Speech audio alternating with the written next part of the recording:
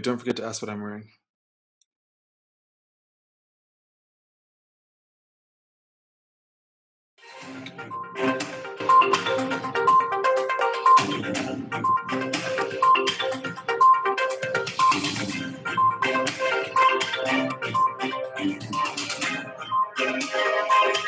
This is Make It Make Sense, and I am Shamir Sunny.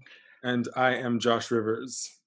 I want to get straight into it, but before I do, I would, Josh, what are you wearing today?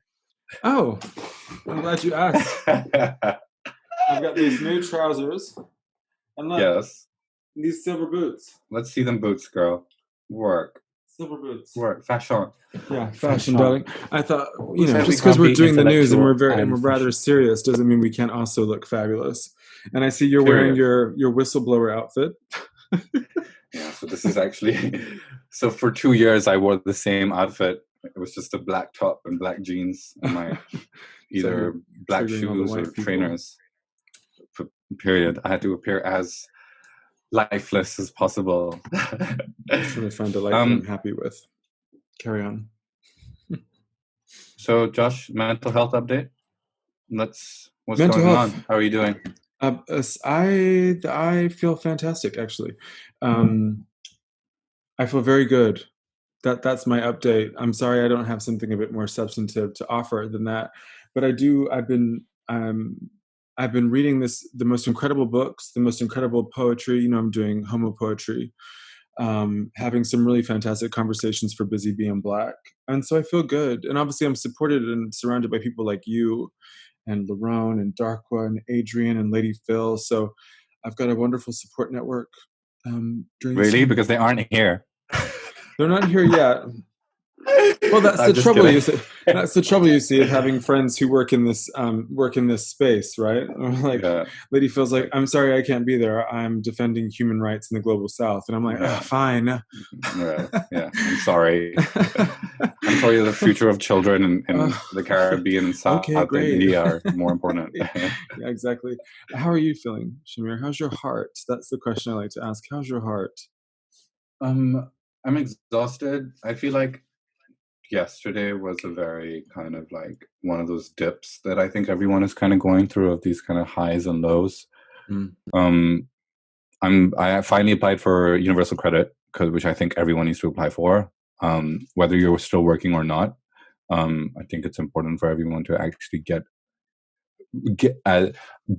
the money that you are deserved from this government. And I think everyone should be applying for universal credit, and also encourage the idea of universal credit as a whole, universal basic income, because it is crucial to dismantling the current capitalist systems in which we're living. I imagine there'll be a lot of people, though, Shamir, who haven't applied for universal credit before, or have heard lots of negative things about universal credit. What is that process for applying for universal credit like? It's not as easy as it should be, but I think everyone that is in any way struggling or losing a bit of their income has the right to apply for through gov.co.uk or gov.uk, their website. Just Google universal credit and it'll take you straight to the application page. You do need an ID card or a passport photo. If you don't have that, you'd have to give them a ring. But irregardless, I think there's so much stigma in this country about welfare and benefits and what that means. And I'm just like, well, we're in a pandemic and everyone should be seeking alternative means of income, even if that means from the state. And the state has a duty to support their citizens. You're not taking from anyone. You yourself have paid. Most of you have already paid taxes. You're basically, in times of crisis, the state should help you and support you. And so I think that's what's important. But otherwise, yeah, I'm, surviving. I think everyone is just sort of, well, at least I'm projecting maybe, but I'm in a state of limbo now. I think it's sort of become this repetitive, every day is like, okay, here's another day. And I don't think it's necessarily like I'm kind of fighting or anything, but yeah, I just think every day is like, you can't really think about, okay, next 3 weeks, we have 3 weeks left. I think that's just toxic. No, it's a bit thinking much. In terms of weeks, because this is going to last several months, and it's everyone just needs to start getting in a routine or having a timetable of some sort, if possible. Do you think it's several months? Yeah, I think, well, maybe you'll be able to see your closest friends, go to their homes or whatnot, but I think there'll be serious restrictions up till, August. How are you feeling about That's, this? I'm sorry, go sorry. on. How are you feeling about this narrative? There's a lot of conversations at the moment about normalcy and a return to normalcy. Yeah. I don't know. I Um, thought about talking about the next few months at least. It feels. I guess, a lot of people have talked about, a lot of people on, particularly on like Instagram lives, have been talking about how things are changing and how different this is and how we're going to come out of this so much better. And I've, I've been actually dragged for this, and I've kind of been like to a lot of people, actually, I don't think anything will change because there's not enough of a groundwork or any specific thing that people are getting behind, for there to be any serious change in the systems that we live in. And I Mm, think it's really disingenuous to claim that human beings, as a society, we're all going to randomly come together because we went through this together. A lot of people are just at home and thinking about themselves as they usually do. mm. And I think this idea that there's this collective, um, solidarity among everyone, I think is, who's mixing drinks? No, they are really watching this live. I Are you mixing? Did you mix a drink? actually, August, it's called double fisting. No, this is just juice because it's Fair. important to stay hydrated while you And drink a beautiful pink full from Tesco's.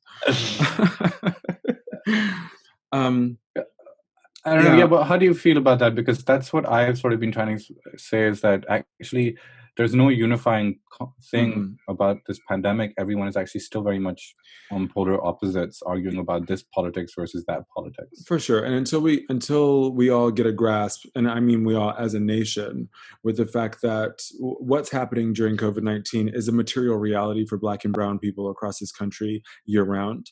Until we at least broach that, we're not really going to have a meaningful conversation about how this is impacting people outside of those communities. Because it's happening here, it's happening in the US particularly, right? That all of a sudden people are questioning increased police powers, not being able to leave your home, having to carry ID around with you, being stopped for minding your business, for going on a really run. This constant harassment that predominantly white people are feeling at the moment because of the COVID-19 pandemic is a material reality for Black and brown people all the time, particularly Black Yeah. men. Um, and so I don't know. I think that it is really disingenuous. It's also incredibly optimistic just to think that. And I hate to be nihilistic about this, but um, I think there's a desire for normalcy, right? This socialism that we're with a small s and big quotation marks that we have right now, whereby the government is giving the absolute bare minimum to help people get through this crisis. Um, that's not going to stay, right? There's no way that's going to stay. There's no way Mm. the government's going to continue support. We don't have a Yeah. country that believes in that. We're not a country that lives Yeah. those values. We're not a country that uh, that votes for that kind of shit in the first place. And so I Yeah. do very much think that this is temporary. I think what we're experiencing now is temporary. And actually, as soon as yeah, we're gonna Well, go. they said I'm about sorry to sound so nihilistic, but I no. don't Well, think it's gonna get better. yeah, and well, they've already said it. The government's already said it themselves that the kind of spending spree that they're going on, they're going to have to compensate for in the future. And so Right. there's already plans for another few years of austerity under a conservative government. But and and actually, well, I would say unsurprisingly, but surprisingly for most people, it's sort of realizing that most of the public is fully okay with that. And and I think people don't kind of understand, particularly on our side, and I don't like calling it a side because we're all on our own positions within this kind of space. Mm, There is this total misunderstanding of the the public, because actually a lot of people don't have, rightfully and understandably, don't have the energy to afford to give nuance or complexity to the opposing side or to the other side or to our own side, like whether that's the center of the labor Party or the right or the left of this Labour Party, there's this constant kind of back and forth of ideas, and every single person is sort of going, nothing is happening, we're just arguing with each other. But and I think outside of everything that's going on right now, there's this kind of, and the reason why I wanted to talk about bot farms and surveillance capitalism and the internet was because so much of this current adamancy and kind of unchangeable belief in each person's own ideology or political values or policy or the policies that they support is actually not centered around any deep rooted knowledge of economics or social theory or anything like that. It's rooted in what people see in front of them, right? And So it's break rooted that in what down. people, Break that down more. What does that mean? in the sense that while people like you and I will engage, and a lot of people that even a lot, and I will, criticize us and a lot of people on, like, whether it be Instagram Live or wherever, that are having these conversations, they kind of delve into nuances that actually are important for us to understand. But a lot of the times now, because of social media, we kind of apply that to the general public, when the general public is actually, most of the general public supports Boris Johnson, right? Oh, so you This is mean that one. in This is these conversations that we're having, we're forgetting there's an entire world of people out there who don't necessarily agree with or think the same yeah, way that we do. yeah, and that is yeah, absolutely, and that is a symptom of the current culture that is within most democracies in this day and age that have access to the internet, which is the siloing of ideas. And I don't like the word echo chambers because it's actually a weapon used by the alt-right and incel Mm-hmm. communities to Agreed. actually undermine people of color. But what I refer to them as actual silos, because that's what they are. They're silos Mm. created by social media companies to keep you and I in the space that we are in. Which is why when we go on Twitter, when we go on Instagram, when we go on Facebook, Mm. everything we see is something that actually we engage with and understand. And we're like, oh, right, this person is Yeah. angry. Let me like that. Yeah, This that's person true. is, I'm this saying that person is, because I'm laughing because my shopping feed on Instagram. I'm like, wait, I was looking at boots the other day. Yeah. and I think, yeah, exactly. Well, that's so important, right? Is because advertisers and companies have been doing this for a while through social media in the last 5-6 years. But I think But the impact of that on the public conscience and the way people are communicating, the way people are doing their activism, they're talking about issues or theorizing issues or having conversations is so centered around an audience that they are surrounded by. But what do we need to know to expand our thinking, right? So, as you said, we're on social media. We're ostensibly in what is an echo chamber, even though you and I don't like that language, right? But we are in Yeah. one if Yeah. we're having conversations that people who need to be having this conversation aren't having or hearing.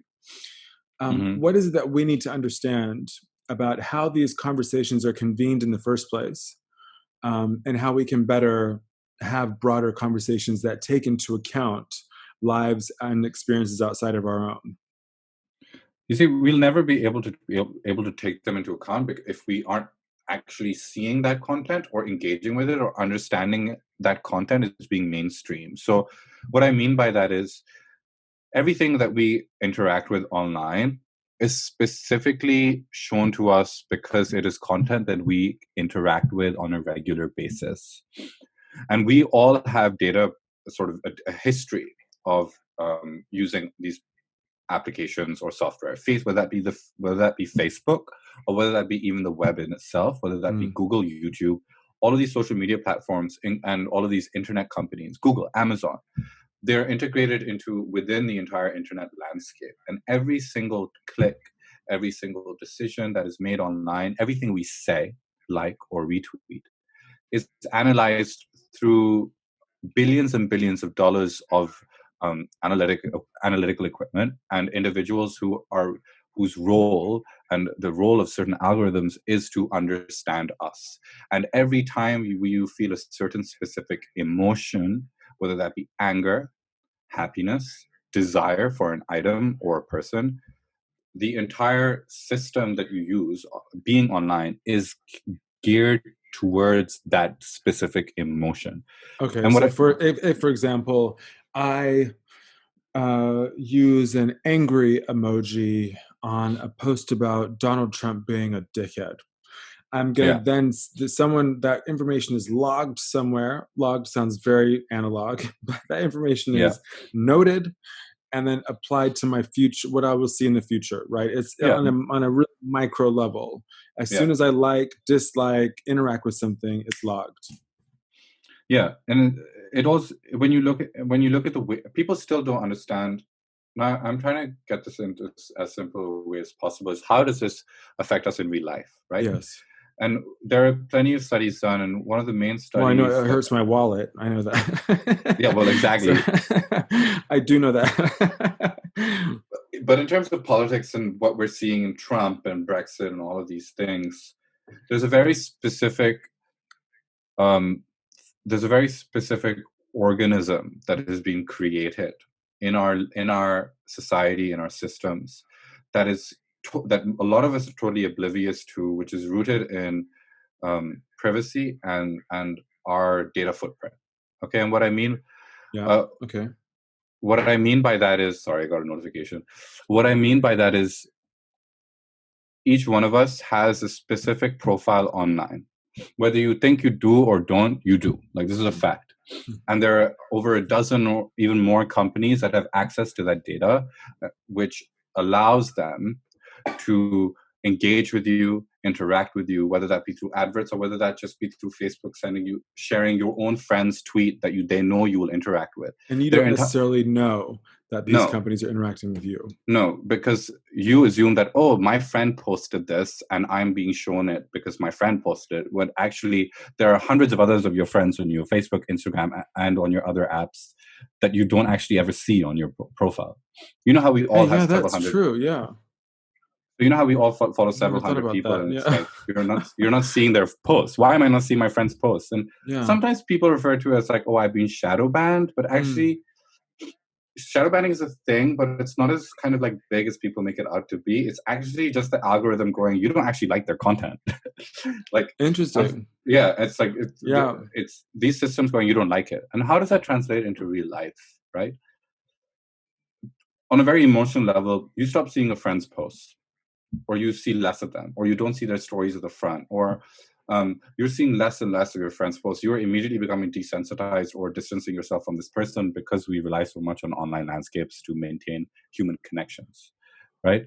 Does that make sense? It does make sense. I'm just thinking about what the implications of that are for friendships. Well, Um, exactly. The but implications also are. what Go on. the beginning place would have had to have been for that friendship in the first place. Right? If so much of our inter if so many rather of our interpersonal relationships are mediated across the internet, and we're not paying attention to that, I think is a point is one of the points I'm thinking about. So that it shouldn't be so easy for me and my friends to become disassociated from each other. But if we're not thinking about how the internet is actually impacting our relationship, that's where my thought was going. But carry on. Yeah, yeah, and it's the whole idea of friendships and relationships. There is evidence and a lot of evidence how algorithms can predict what you like, hate, love, and who you like and love, Mm, and what you want, what you will buy better than your spouse, your father, your mother, your son, the love of your life, um, your siblings. When you have, and this is something that people don't tend to understand, who knows better in your eyes when you look at what your mother knows about you, or your siblings know about you, or your best friends know about you? They know you to, they know you on a level that even you don't, right? There's this yeah. understanding of who you are that siblings, loved ones always have of you that even you don't know because you're you.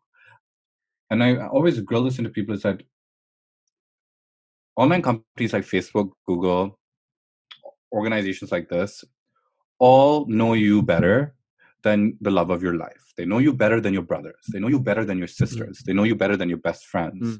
mm, And these same companies are selling or using that information and giving it to political parties, giving it to corporations. Now, imagine someone knows everything about you, and this person is is a white supremacist, Yeah. right? Or Yeah, not hard. Yeah.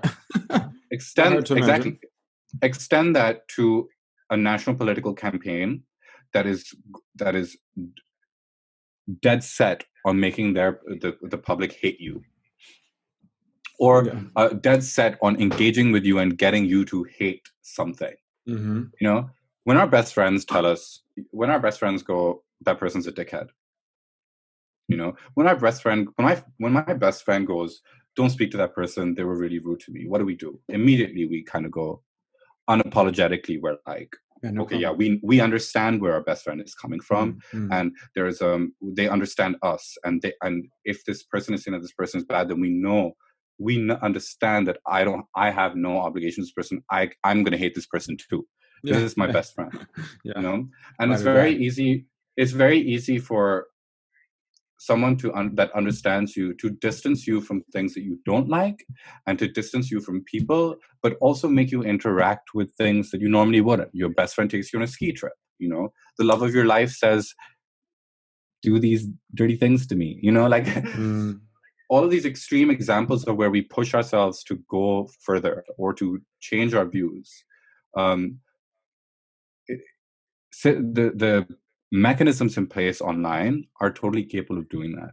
And you see that with Trump, with Brexit, which are symbols of how Western society has rejected you and me, how Western society has rejected Black and brown people, how Western society is now returning to a public display of their resentment for Black and brown people, and for Muslims, and for Eastern Europeans, and for Mm. working class people, and for disabled people, and for the elderly, even if they're white and rich, all of these things. And so you have an entire country that for each political campaign is understood by Boris Johnson's campaign for Vote Leave or by Trump's campaign. They understand exactly who to go to get them to vote for a certain individual. Right. And people often think, oh, these are like extreme fringes. Like these are people that are in the corners of society. And I'm just like, well, actually, they got Trump and they got Brexit and they've got Bolsonaro in Brazil. They've got Modi Right. in So it's India. more of us than we admit. Yeah. Oh, I think it's your mic is a bit off. Can you hear me now? It's like switch to another mic. How's it? Mm-hmm. Is that It just for me or for everyone? doesn't make any sense. I can hear me. Okay. So it I doesn't think sound it's as good fine. as it did? No. Okay, hold I on. don't know. I tried to put in. Sorry, There we go. is that good? There we go. Yeah, that's Okay. fine. So basically, a little behind the scenes, I'll just edit out my track that has your echo in it because my microphone is picking up your speaking. It doesn't matter. This is very boring. Sorry, guys. Yeah. No, you're fine. Carry So on. anyway, I don't want to go too deep into that. I want to keep it like really simple, and I wrote it down actually somewhere here. It was actually, I'm going to get it out. I'm going to read it from the book that I helped edit. And I wrote Plug. I wrote two of the chapters in this, and I want people to really sort of pay attention to this actually, because it helps explain what's going on and what it means. Now, this is from Christopher Wiley's book Mindfuck, which talks about the Trump campaign and Cambridge Analytica and the power of Facebook and all of these social media companies. Now, you like this too. So this is when Steve Bannon took control of a company called Cambridge Analytica, which was actually part of the huge scandal with Facebook, where Facebook was found to be selling or giving its data, millions of data points about all of people like us in America and in the UK, to a company that then used that data to manipulate and get Trump elected. Essentially, the reason Trump was elected was because millions of people were manipulated, and that's like, and people would argue against it, but it's like the evidence is there, and I don't Well, want to of get course into they would argue against it because they don't want to think that they were manipulatable. Yeah, that's not a word, but you know what I mean. Yeah. So I'm gonna read it really quickly, actually. So this is when Bannon was the new figurehead of Cambridge Analytica. I told Bannon that the most striking thing Cambridge Analytica had noticed was how many Americans felt closeted, and not just gay people. This first came up in focus groups and later was confirmed in quantitative research done via online panels. Straight white men, particularly ones who were older, had grown up with a value set that granted them certain social privileges. Straight white men did not have to moderate their speech around women or people of color because casual racism and misogyny were normalized behaviors. As social norms in America evolved, these privileges began to erode, and many of these men were experiencing challenges to their behavior for the first time. At the workplace, casual flirting with female secretaries now imperiled your job, and talking about the thugs in the African American part of town could get you shunned by peers. These encounters were often uncomfortable and threatening to their identity as regular men. Men who were not used to moderating their impulses, body language, and speech began to resent what they saw as the unfair mental and emotional labor it took to engage and constantly correct how they presented in public. What I found interesting was how similar the discourse that emerged from these groups of angry straight men was to liberation discourse from gay communities.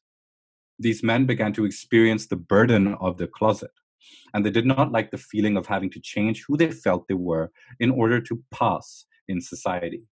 Although there were very different reasons for the closeting of gays and the closeting of racists and misogynists, these straight white men nonetheless felt a subjective experience of oppression in their own minds, and they were ready to emerge from the closet and return to a time when America was great for them.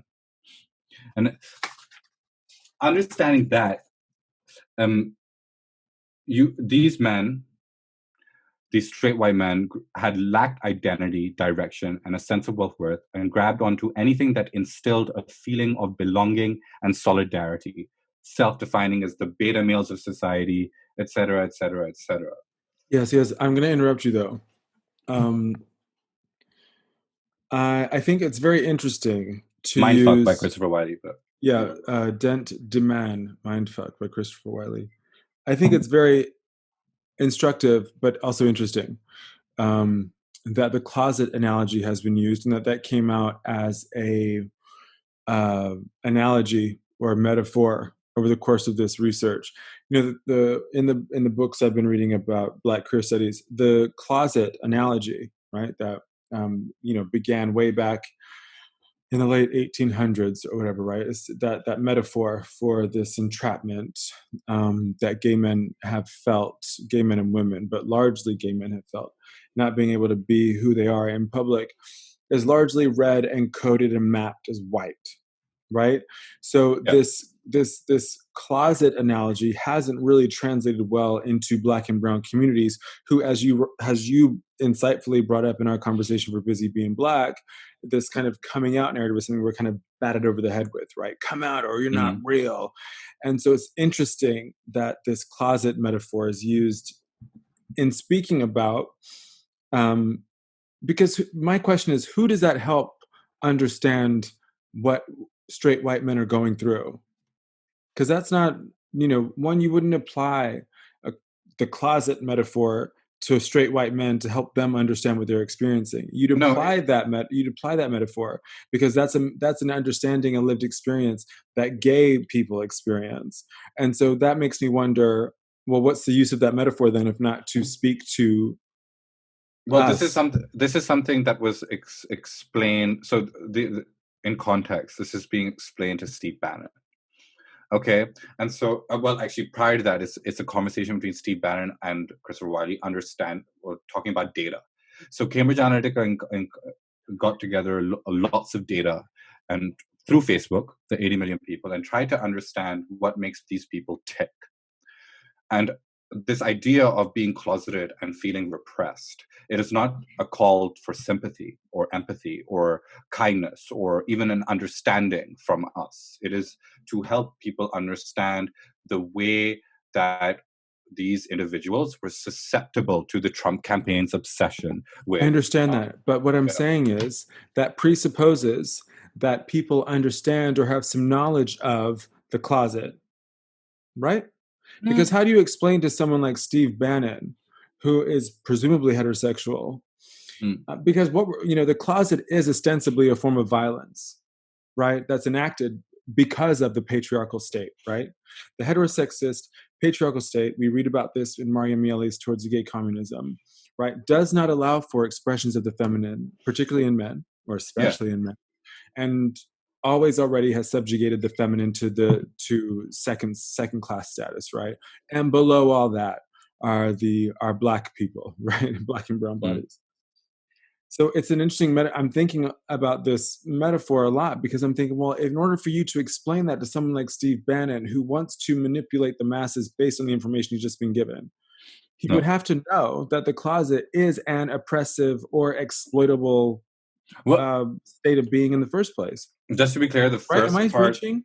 yeah, no, no, you're not reaching. Okay. I understand what you're saying, and um, the conversation, the nuances of the closet are not to Steve Bannon. The conversation prior to that was to Steve Bannon about who is they're engaging with. So let me go back. Um, yeah, and so when the way that the author explains this to Steve Bannon is with the example. No, I don't. You know what? Actually, I get what you're saying, and I'm thinking, but I'm like, I don't think the idea of being closeted is actually that difficult for people that aren't gay to understand in terms of what it means. Oh, what it made me think of when you said closeted, I immediately thought repressed, right? Yeah, Because what people do understand is the feeling of not being able to speak up, right? yeah, And I think what we're seeing writ large with white people at the moment is that they feel all of a sudden, what did Ruby Sales say? That they are not as essential to whiteness as they once were. yeah, Right? So, like, yeah. what happens when you've got all these white people who are not as essential to whiteness and to the functioning of society as they once were? Hmm. So this closet metaphor must have been applied afterwards, right? And how could that have been applied to explain to someone who hasn't been in the closet what that repression feels like, right? So I think that's where I was like, well, that doesn't make any sense because he's not gay. If you said it to me as a gay man, like straight white men feel closeted at the moment. But this is why the following explanation was made about feeling like they can't specifically. Right, but Um, that is Christopher Wiley. That's him metabolizing that and turning it into an experience that yeah, he can translate to. yeah, I yeah. think. That most of us can understand, but I don't think it's I don't think it's actually I don't think it's important for Bannon to for anyone for a straight white man or straight brown man or black man to understand what it means to be closeted, to understand the power of people of influencing or manipulating people that are vulnerable I or think it feeling is. like I they think it can't is an express important point themselves. to labor, right? Because that closet has been imposed by the very people who now feel like they might be able to use that as an analogy, right? It's like Yeah. white people saying, the discourse now around Karen being racist, right? In Yeah, that well, tweet that's the point. from That's the the, other day, they were that saying, well, the N word's yeah, racist, and yeah. well, Karen's now racist too. And it's like, well, no, these are not. That's a false equivalency, right? Like Just to be clear, you're I'm the not saying that perpetrator they're of equivalent. the damage, right? Just to be clear, I'm not saying that they're equivalent, and I don't think Christopher Wiley is either. I think what is important to understand is that this is what the straight white man or white populations have convinced themselves is happening, and there's no way for us to argue against that because this is what No, they see as their reality. And so, how do 100%. we go? And this is the problem, right? This is the problem with what's happening now is that our polarization and the arguments that are happening and the reason why the right is winning, frankly speaking, is because they have adopted the language that we have developed, that we Yeah, have and used. I don't mean to suggest that we can't use the closet metaphor to speak Yeah, about yeah. what straight white men think they're going through. I just think Mm. that yeah, great, Brenda, take it, Yeah, Brenda. Why do white people want to be oppressed so bad? I don't know. yeah, I don't know. I said the other yeah. day, the world is literally designed for your success, and you're still you still don't want to succeed. Um, I just think that it's very hard for us. We have this across gender and racial lines, and we cannot apply what the oppressor has put into place when they now have those rights taken away, right? It's like Yeah. white people don't, when they want, they know when they feel like they're being treated like a black person, right? They won't say that, right? They won't say that. Yeah. They're like, oh, this this surveillance. I was just minding my business in the park. So I don't know. I think we just have to be. Yeah. I think that, from my understanding, is that if we're going to explain it to each other, Mm. to say, Christopher Wiley uses the analogy that straight white men feel like we felt in the closet. I think that's one thing. Yeah. I think then I would say, well, the closet has been restrictive not only for white gay men, but it's been something that we as black people haven't even really been able to approach in the first place anyway, because that closet was never big enough for queer black people. Yeah. Right. But again, yeah. Yeah. And so it's just instructive, I think, that the closet metaphor, and I don't know, and insightful again, like I said earlier, I don't even know if Chris thought that hard about it, but he must have. But it's just interesting to me because the Yeah. closet metaphor, is it a metaphor? It's a metaphor. Yeah, it's not an Yeah. analogy. It's a metaphor. Yeah. Already excludes so many people, right? Who Mm-hmm. gets to be in and come out of the closet in ways that are so deemed socially acceptable or valid Yeah. is inherently racialized, Yeah. No, of right? course. So I guess my Yeah. point is you could really only use the closet metaphor to speak to and about and with white men. Okay, I think I get what you mean. Yeah. Maybe. I don't even know if I get what I mean. Because I'm even just I'm trying to sounding it out. understand. Yeah, I get it, and I think a lot of the times we kind of, but I think I guess this is more about language and explaining a feeling or what's happening, and borrowing terms that we associate with our oppression. Like, And our liberation, yeah, right? and our liberation. And our liberation, which I think is important, because I think that when we talk about the closet as this restrictive, confining, silencing, deadening place, right? Yeah, We automatically put in the closet and out of the closet as good and bad, or bad and yeah, good, right? To be out is good, to be not out is bad, right? And all of the attendant shame, stigma, uh, assumptions that come, right? And so if we're going to use it in a negative way, then we also have to acknowledge the positive as well, basically, hmm right? We can't just say, because then we're giving them something. I don't know. We have to look at it the whole. My thoughts still thinking about that, but yeah, it's not just that the closet isn't just bad, yeah, as you've said, right? yeah, The closet is situational, yeah, yeah, and we've had to, particularly as black and brown people, we've had to adopt or adapt this closet meta. It's like us taking discrete. Discrete doesn't mean dangerous, right? Discrete means thoughtful, considered, hmm situational, thinking about it, in limbo. It doesn't period, mean bad. period, Yeah. period. Yeah, I think, So yeah, my point stands. This yeah, closet metaphor can only really be applied cleanly and in a binary way to white people. yeah, yeah. I agree with that. I do agree. I think what's also important and that's what sort of um, Chris argues, and I've also talked a lot about this, is how political parties on the right and campaigners and data analytics teams on the right have understood the power of mobilizing people under the kind of assumption of a kind of unifying oppression. Actually, no, I don't want to say that's not the right way to describe it, but an all-encompassing oppression that includes all of us. Or when I say us, I mean all of us white people, Yeah, and yeah, yeah, yeah, all of us like disenfranchised yeah, people. oh, And I think yeah. it's and yeah, yeah. So I think what is why I sort of mention this in regards to on the online world is because on in the communities that we are part of online, we are always talking about there's this battle that is fundamentally rooted around the idea of political correctness, right? And like oftentimes, always on the right, they will be like, "Oh, you're just being politically correct," and we kind of go, "Oh, they're just like bitter that we have space," right? But I think fundamental to actually the Trump and Brexit campaigns, and as well as further political upheaval in like India or Brazil, was this mobilization of individuals who had a perceived sense of being oppressed. Who, and when I say perceive, I use it lightly, because how do you know that someone, how do you distinguish between being actually oppressed and assuming that you are oppressed? That's And where the so, connection is, right? Because they were and able yeah, to mobilize under the yeah, oppression, yeah, just like white gay men and women were able to mobilize against yeah, the oppressor because they shared on the against, right. Yeah, they I get shared it. their I get it. experience of, oh, I can't actually call a Pakistani man a Paki anymore. You know, I can't Yeah. God actually, damn it. Yeah.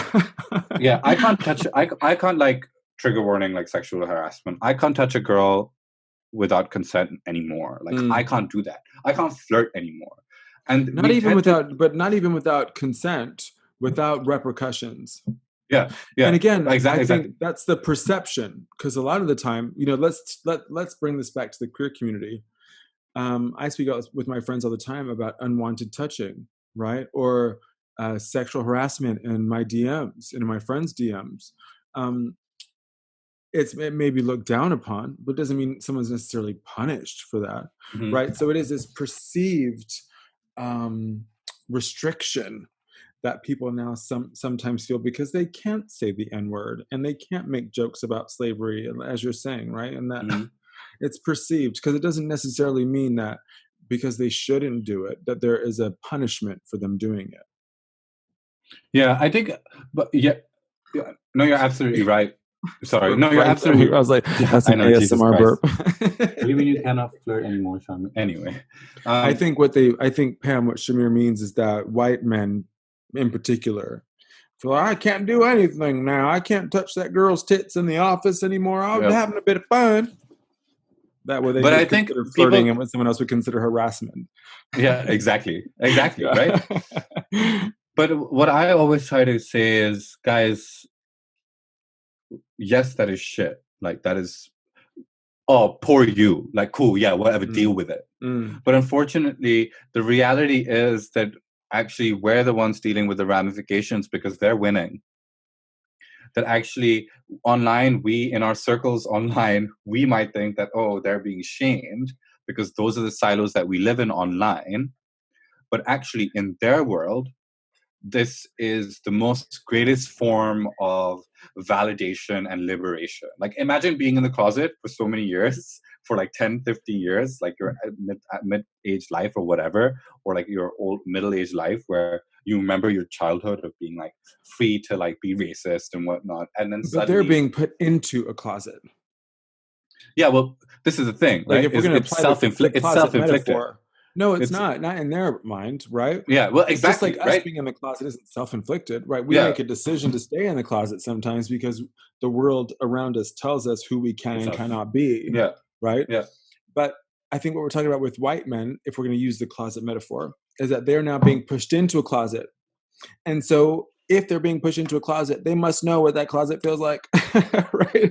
They Yeah, must know, if we're going to use the closet metaphor, yeah, right? Otherwise, yeah, why use it, right? yeah. There must be, I'm sorry to labor this point, but if we're going to apply the metaphor, they're going into the closet. They're being shoved into the closet with their knowledge, though, which they're pushing it back against. And so I Yeah, don't but that, think the are closet you saying metaphor that stands.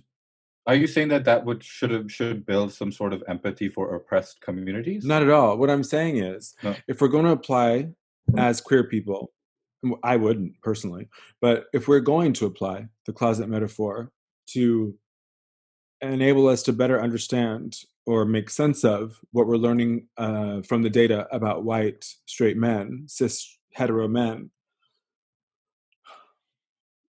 then we would have I to. I It just will doesn't make any sense to I will me. just Sorry. I will actually interject here, and I think the important part of this of is I think where we can get lost into this idea. We can talk about this all we want Yeah, about the sort of intricacies of being yeah. closeted, The but I book's think written, isn't it? Yeah, well, yeah. the fundamental idea, the fundamental underlying assumption or conversation is around how white men are feeling oppressed and how the current political establishment is a reaction of that oppression. But do they know the word oppression? And do they know that what they're experiencing, what they think they're experiencing, is oppression? Is that the It language they doesn't. use? That's the important part, is that it does. At least in my opinion, I don't think it matters, I think because it does matter because, but then, sorry, go on. well, because then where's the middle ground?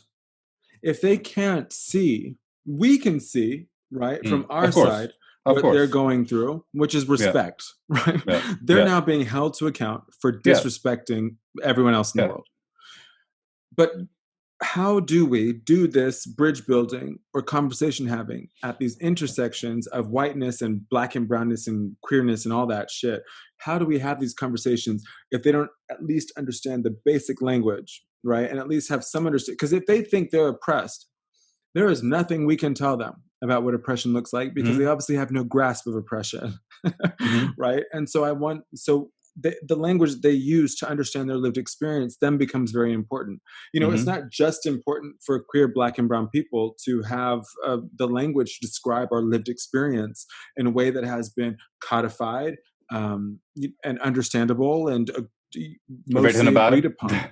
Huh? Yeah, and written about And written about, extensively. right? Yeah. Like, we have to do all that labor to understand, okay, what is it, it's like, black people and brown people being gaslit, right? What is so reaffirming about race theory and scholarship around surveillance and the policing of black bodies is that we can then go, oh fuck, no, that is exactly what happened to me. I was racially profiled, or this happened. We have to do all this intellectual, emotional labor, physical labor in many cases, to You're in. understand our lived experience. Yeah. And so if then that means, I think, that the language that white men use to understand what they're experiencing has to be rooted in some sort of reality. And as reality is, well, actually, that reality has been a project for the right over the last 10, 15 years, right? Right. The reality Okay. So they're with saying, Cambridge yes, Analytica, you with are Trump. oppressed. Yes, of course. And Right. so when for over the last 10 years, last 20 or so years, well, actually, for decades, right? Mm, Racial equality has always been seen as a zero-sum game. that's right. It's like, Capitalism. if yeah, well, if and among particularly white communities, if we give these people more jobs, we lose out on jobs, and that fundamentally is wrong, because it's like the lump of labor fallacy, right? Is where the assumption that the more people there are, the less jobs there are for other people, but actually the opposite happens, where the more people there are, the more jobs are created, because a lot of people go into self-employment and a lot of people create their own businesses, etc., etc., etc. But any of these things, like representation or political correctness, when you come from the perspective of someone that I'm not being allowed to do or say or be as I want because these black and brown people are taking a space.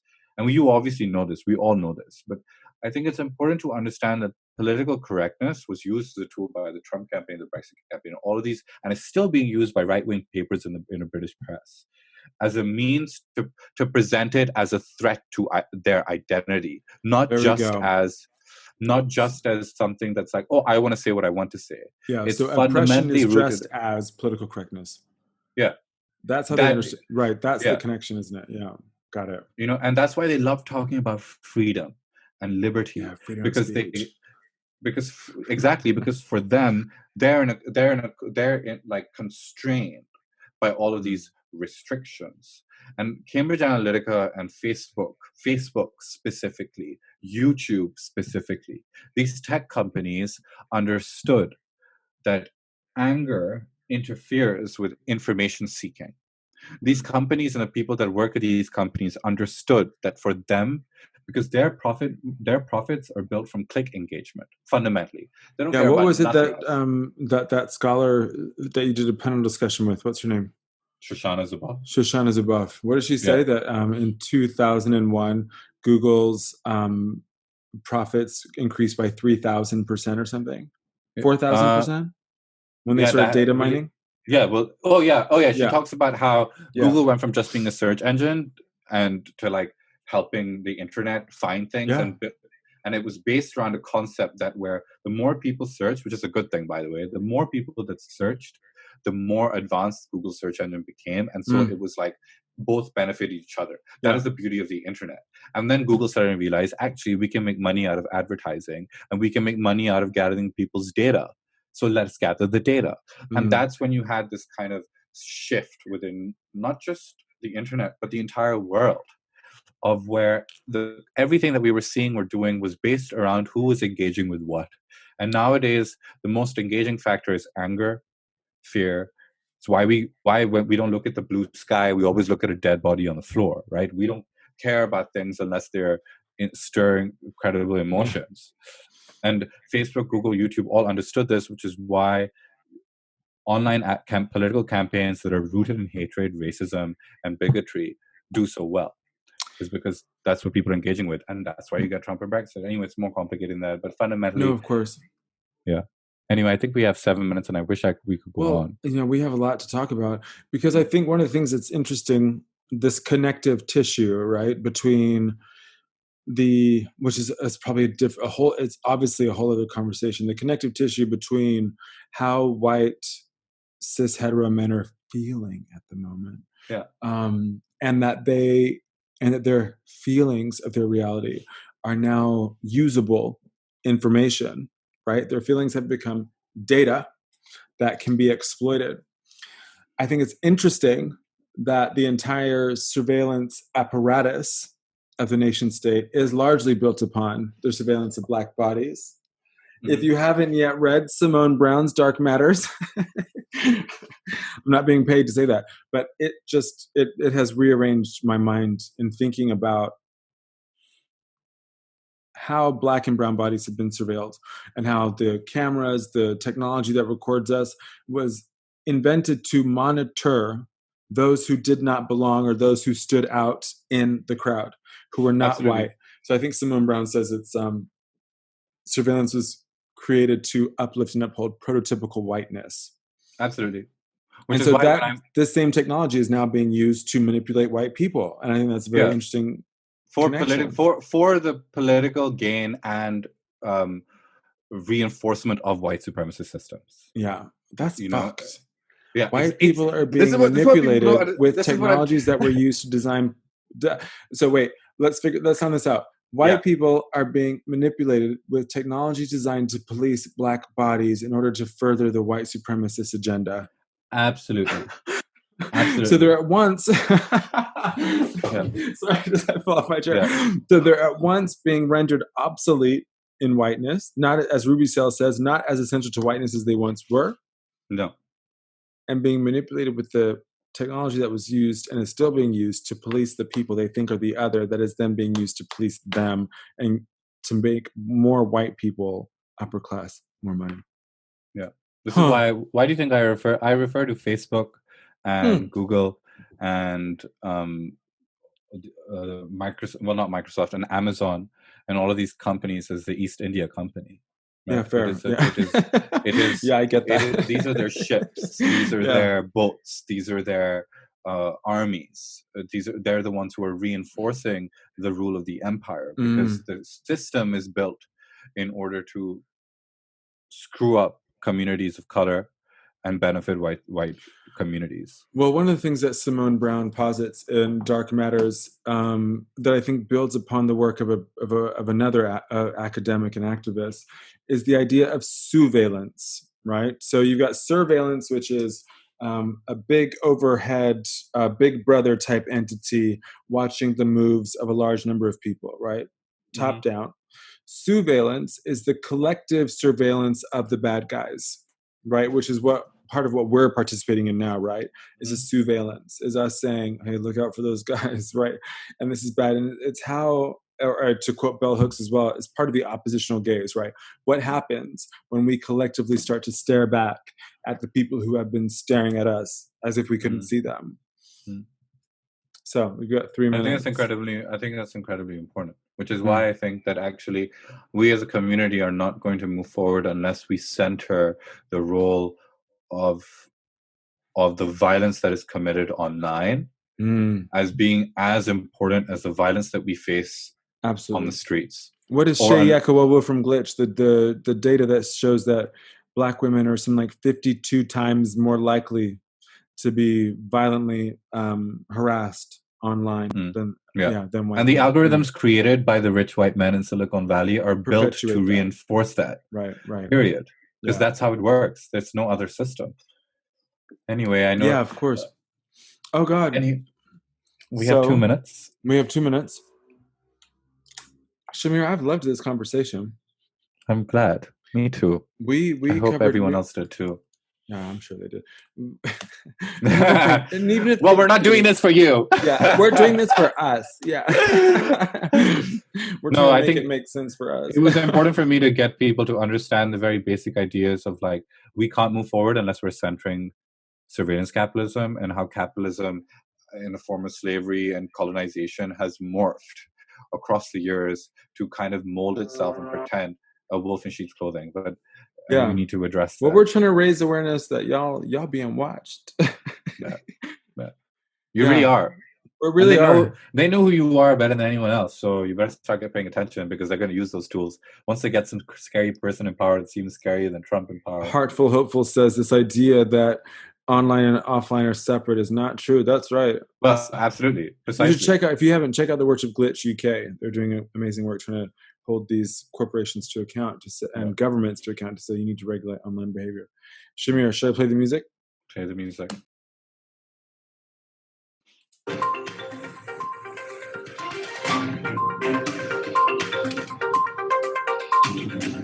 Yeah, you're dancing. I'm like, you're like.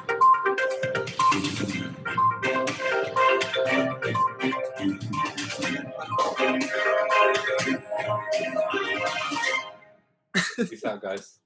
Have a lovely See you later. evening.